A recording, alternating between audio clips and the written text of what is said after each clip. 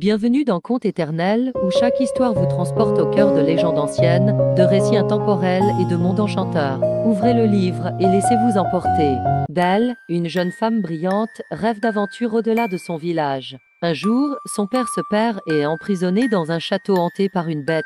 La Belle échange sa liberté contre celle de son père et devient prisonnière de la bête. Elle découvre que le château est rempli d'objets enchantés qui prennent soin d'elle. Au fil du temps, la Belle apprend à connaître la bête et découvre qu'il cache un cœur tendre sous son apparence effrayante. Une amitié inattendue commence à fleurir.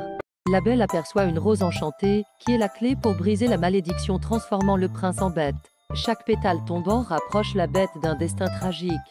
Le village, mené par Gaston, un prétendant arrogant de la Belle, décide d'attaquer le château. Une bataille s'ensuit, mais la Belle défend la bête contre les villageois. La Belle avoue son amour pour la bête, juste avant que le dernier pétale de la rose ne tombe. Cet acte d'amour brise la malédiction et redonne forme humaine à la bête. La bête redevient un prince charmant et le château retrouve sa splendeur. La Belle et le prince vivent heureux, prouvant que l'amour transcende les apparences. Un tailleur tue Septembre mouche d'un coup et coud une ceinture avec l'inscription 7 d'un coup. Fier de son exploit, il décide de partir à l'aventure. En chemin, il rencontre un géant et lui montre sa ceinture.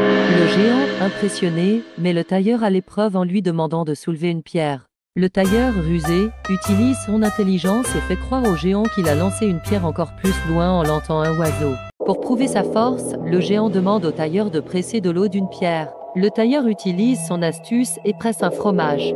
Le roi entend parler des exploits du tailleur et lui confie la mission de débarrasser le royaume de 2 géants menaçants. Le tailleur provoque les 2 géants à se battre entre eux, réussissant ainsi à les éliminer et sauvant le royaume.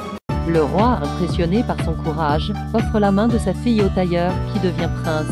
Ainsi, le vaillant tailleur prouve que la force réside dans l'esprit. Il était une fois un prince qui cherchait une véritable princesse pour l'épouser, mais il n'arrivait jamais à trouver celle qui lui convenait. Une nuit d'orage, une jeune femme trempée jusqu'aux os frappa à la porte du château, affirmant être une princesse. La reine, sceptique, décida de tester la véracité de ses dires en plaçant un petit poids sous 20 matelas et 20 édredons. Le lendemain matin, la jeune femme se plaignit d'avoir mal dormi à cause de quelque chose de dur dans son lit.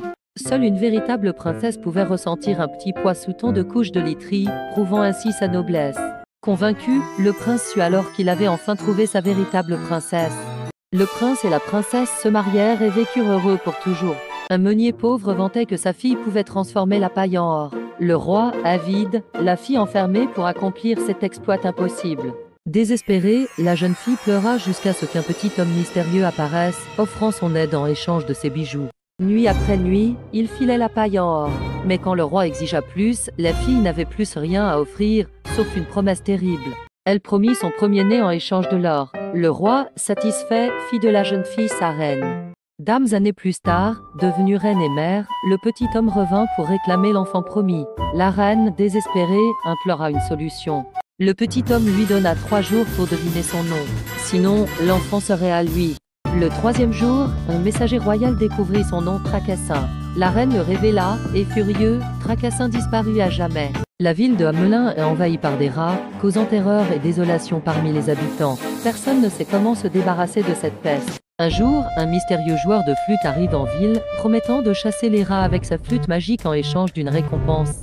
Le joueur de flûte joue une mélodie envoûtante, et tous les rats de la ville le suivent, envoûtés par la musique, jusqu'à la rivière où il se noie. Malgré la réussite du joueur de flûte, le maire et les habitants de Hamelin refusent de payer la récompense promise. Furieux, le joueur de flûte reprend sa flûte et joue une nouvelle mélodie. Cette fois, ce sont les enfants de Hamelin qui le suivent hors de la ville.